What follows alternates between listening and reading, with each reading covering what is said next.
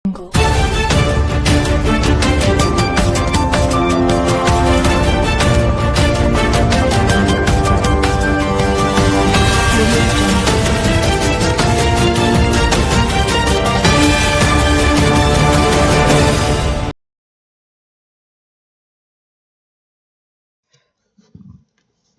Hello ನಮಸ್ಕಾರ ವೀಕ್ಷಕರೇ, ಕರುನಾಡ ರತ್ನ ನ್ಯೂಸ್ಗೆ ಸ್ವಾಗತ ಸುಸ್ವಾಗತ. ಓಲೆ ಮಠವು ಯಾವುದೇ ದವಸ ಧಾನ್ಯ ಧನ ಹಣವನ್ನು ಕೇಳದೆ ನನ್ನ ಜೋಳಿಗೆಗೆ ಗುಟ್ಕಾ ಸಿಗರೇಟ್ ಸರಾಯಿ ಮಾರಾಟ ಮಾಡುವ ಪ್ರತಿಯೊಂದು ಅಂಗಡಿಯ ಮಾಲೀಕರು ನನ್ನ ಜೋಳಿಗೆಗೆ ಹಾಕಿ ದುಶ್ಚಟಗಳಿಂದ ಜನರನ್ನು ದೂರ ಮಾಡುವ ಗ್ರಾಮವನ್ನು ವ್ಯಸನ ಮುಕ್ತ ಗ್ರಾಮ ಮಾಡಿದ್ದಕ್ಕಾಗಿ ಶ್ಲಾಘನೀಯ ಎಂದು ಓಲೆ ಮಠದ ಆನಂದ ದೇವರು ಹೇಳಿದರು. ಹೌದು, ತಾಲೂಕಿನ ಕುಂಬಾರಹಳ್ಳ ಗ್ರಾಮದ ನಡೆದ ದುಶ್ಚಟಗಳ ಭಿಕ್ಷೆ ಸದ್ಗುಣಗಳ ದೀಕ್ಷೆ ಜಾಗೃತಿ ಯಾತ್ರೆಯ ಸಮಾರೋಪ ಸಮಾರಂಭದಲ್ಲಿ ಮಾತನಾಡಿದ ಅವರು, ಎಲ್ಲವನ್ನ ವ್ಯಸನ ಮುಕ್ತ ಗ್ರಾಮವನ್ನಾಗಿ ಮಾಡಲಾಗುತ್ತೆ. ಮಹಿಳೆಯರು ಮಕ್ಕಳು ಸೇರಿಕೊಂಡು ಸಾರಾಯಿ ನಿಷೇಧ ಮಾಡಲು ನನ್ನ ಜೊತೆಗೆ ಕೈ ಜೋಡಿಸಿದರು. ಹಣ ಗಳಿಕೆ ಮಾಡುವ ಉದ್ದೇಶ ನಮ್ಮದು ಅಲ್ಲ, ವ್ಯಸನ ಮುಕ್ತ ಗ್ರಾಮಗಳನ್ನು ನಿರ್ಮಾಣ ಮಾಡುವ ಉದ್ದೇಶವನ್ನು ಹೊಂದಿದೆ. ಮನೆ ಮನೆಗೆ ಅಂಗಡಿಗಳಿಗೆ ಪಾದಯಾತ್ರೆ ಮಾಡುವ ಮೂಲಕ ನಿಮ್ಮ ಊರಿಗೆ ಬಂದು ನನ್ನ ಜೋಳಿಗೆಗೆ ಹಾಕಿದರೆ ಇಂದಿನಿಂದ ಗ್ರಾಮ ವ್ಯಸನ ಮುಕ್ತ ಗ್ರಾಮವಾಗಿದೆ ಎಂದರು. ಪ್ರೀತಿ ಸಹಾಯ ಸಹಕಾರವನ್ನು ನನ್ನ ಮೇಲೆ ಇರುವ ಕಾರಣ ಅದು ನನಗೆ ಖುಷಿ ನೀಡಿದೆ. ದುಶ್ಚಟಗಳನ್ನು ನಿರ್ಮೂಲನೆ ಮಾಡುವ ಉದ್ದೇಶ ಹೊಂದಿದೆ. ಗ್ರಾಮವೊಂದರಲ್ಲಿ ನಾವು ದುಶ್ಚಟಗಳನ್ನು ಮಾಡದಿರಿ ಎಂದು ಮನವಿಯನ್ನು ಮಾಡಿಕೊಂಡರು. ಯುವಕರು ದುಶ್ಚಟಗಳಿಂದ ಹಾಳಾಗುತ್ತಿರುವ ಹಿನ್ನೆಲೆಯಲ್ಲಿ ತಾಯಂದಿರು ಕಣ್ಣೀರು ಹಾಕುತ್ತಿದ್ದಾರೆ. ಅವರ ಕಣ್ಣೀರು ಒರೆಸುವ ಕೆಲಸ ನೀವುಗಳು ಮಾಡಬೇಕು. ಮತ್ತೆ ದುಶ್ಚಟಗಳು ಮುಂದುವರಿಸಿದರೆ ಎಲ್ಲ ತಾಯಂದಿರನ್ನ ಮತ್ತು ಮಕ್ಕಳನ್ನ ಕರೆದುಕೊಂಡು ಅಂಗಡಿಯ ಮುಂದೆ ಬಂದು ನಿಲ್ಲಬೇಕಾಗುತ್ತೆ ಎಂದು ಖಡಕ್ಕಾಗಿ ಎಚ್ಚರಿಕೆಯನ್ನು ನೀಡಿದರು. ಯುವಕರು ಯಾರು ದುಶ್ಚಟಗಳನ್ನು ಮಾಡಬಾರ್ದು. ನಿಜವಾದ ಯುವಕರನ್ನು ಯಾರು ಎಂದು ಕರೀತಾರೆ ಅಂದರೆ ಅದು ಹೆತ್ತ ತಂದೆ ತಾಯಿ, ಗ್ರಾಮದ ಕೀರ್ತಿ ತರುವ ಜೊತೆಗೆ ಸಾಧನೆಯನ್ನು ಮಾಡುವರನ್ನ ಯುವಕರು ಮತ್ತು ನಿಜವಾದ ಯುವಕರಾಗಿರುತ್ತಾರೆ. ಯುವಕರು ದುಶ್ಚಟಗಳಲ್ಲಿ ಇರುವ ಯುವಕರು ಆಗೋದಿಲ್ಲ. ದುಶ್ಚಟಗಳಲ್ಲಿ ಚಟುವಟಿಕೆಗಳಲ್ಲಿದ್ದರೆ ಮಾತ್ರ ಅಂಥವ್ರಿಗೆ ಯುವಕರು ಅನ್ನೋದು ಸಾಧ್ಯ. 4G 5G ಕೊಡುವವರಿದ್ದಾರೆ, ಆದರೆ ದೇಶಕ್ಕೆ ಗಂಜಿ ಕೊಡುವವರು ಯಾರಾದರೂ ಇದ್ದರೆ ಅದು ರೈತ ಮಾತ್ರ ಎಂದು ಆಶೀರ್ವಚನೆ ನೀಡಿದರು. ಈ ವೇಳೆ ಸದಾಶಿವ ಮಠದ ಸಂಗಯ್ಯ ಸ್ವಾಮಿಗಳು, ಶಿವಯ್ಯ ಮಹಾಸ್ವಾಮಿಗಳು ಇದ್ದರು. ವರದಿ ರವಿ ದೊಡಮನಿ, ಕರುನಾಡ ರತ್ನ ನ್ಯೂಸ್, ಜಮಖಂಡಿ. ಯಾವಾಗ ಖುಷಿ ಆಗೋದಿಲ್ಲ. ನೀವು ಲಕ್ಷ ಗಟ್ಲೆ ನಮಗ ಏನ್ ರೊಕ್ಕ ಕೊಡ್ರಿ, ಅವಾಗ ಖುಷಿ ಆಗೋದಿಲ್ಲ. ನೀವು ನಮಗ ಬಂಗಾರ ಹಾಕ್ರಿ, ಅವಾಗ ನಮಗ ಖುಷಿ ಆಗೋದಿಲ್ಲ. ನೀವು ಬಹಳ ದವಸ ಧಾನ್ಯಗಳನ್ನು ಈ ಸನ್ಯಾಸಿಗಳಿಗೆ ಕೊಡ್ರಿ, ಅವಾಗ ಖುಷಿ ಆಗ್ತದ ಇಲ್ಲೋ ಗೊತ್ತಿಲ್ಲ. ಆದ್ರ ಹೃದಯ ತುಂಬಿ ನೀವು ಪ್ರೀತಿ ಕೊಟ್ಟಿರಲ್ಲ, ಅದು ನನಗೆ ಬಹಳ ಖುಷಿ ಆಗಿದೆ ಅಂತ ತಿಳ್ಕೊಂಡು ಬಹಳ ಅಭಿಮಾನದಿಂದ ಹೇಳಕ್ ಇಷ್ಟಪಡ್ತಾರೆ. ಈ ಊರಿಗೆ ಬಂದಿದ್ದ ಉದ್ದೇಶ ಅಂತ ನಿಮ್ಗಂತೂ ಗೊತ್ತಾಗ್ಯದ.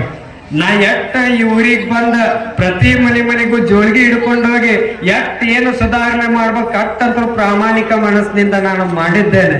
ಇವತ್ತ ಒಂದ್ ಹೆಜ್ಜೆ ಮುಂದಿಟ್ಟಿದೆ. ಏನಿಟ್ಟಿದೆ ಅಂತಂದ್ರ ಪ್ರತಿ ಅಂಗಡಿಗಳಿಗೂ ಹೋಗಿ ಯಾವ ಅಂಗಡಿ ಒಳಗ ದುಶ್ಚಟ ಏನು ಗುಟ್ಕಾ ಮಾರ್ತಾರಲ್ಲ ಅವೆಲ್ಲ ಬಂದ್ ಮಾಡ್ಬೇಕಂತ ತಿಳ್ಕೊಂಡು ಎಲ್ಲ ಅಂಗಡಿಗಳಿಗೆ ಹೋಗಿ ನಾನು ಅವರಿಗೆ ವಿನಂತಿಯನ್ನು ಮಾಡಿಕೊಂಡೆ. ಅವಾಗೆಲ್ಲ ಅಂಗಡಿಯವ್ರಿಗೂ ನಾನು ಮೆಚ್ಚಬೇಕಾಗಿದ್ದು, ಅವರೆಲ್ಲ ಒಂದು ಪ್ರಮಾಣ ಮಾಡಿ ಹೇಳಿದ್ರು, ಅಜ್ಜೋರ ಇದು ಕುಂಬಾರಳ ಗ್ರಾಮ ಅಂತಂದ್ರ ಬರೀ ಊರಾನವ್ರ ಅಟ್ಟ ಅಲ್ಲ, ಈ ಊರು ಕೂಡ ನನ್ನ ಊರಿದ್ದಂಗ. ಅದರ ಸಲುವಾಗಿ ನಾ ಏನ್ರ ಗುಟ್ಕಾ ಮಾರಕ್ ಕೂತ್ನಿ ಅಂತಂದ್ರ ನಮ್ಮ ಊರಿನ ಜನಗಳೇ ಅದಿಗೆಡ್ತಾರ ಅಂತ ತಿಳ್ಕೊಂಡು ನಾ ಎಲ್ಲ ಗುಟ್ಕಾ ಮಾರುವುದನ್ನ ನಾ ಎಲ್ಲ ಇವತ್ತಿನಿಂದ ಬಂದ್ ಮಾಡ್ತೀನಿ ಅಂತ ತಿಳ್ಕೊಂಡು ಎಲ್ಲ ಅಂಗಡಿಯವ್ರು ಹೇಳಿದ್ದಾರೆ. ಅವ್ರಿಗೆ ಜೋರ್ ಚಪ್ಪಾಳೆ ತಟ್ರಿ ಎಲ್ಲ ಅಂಗಡಿಯವ್ರಿಗೆ. ಈ ಊರಾಗ ಇನ್ನು ಮುಂದೆ ಏನು ಬೇಕಾದ ಸಿಗಬಹುದು,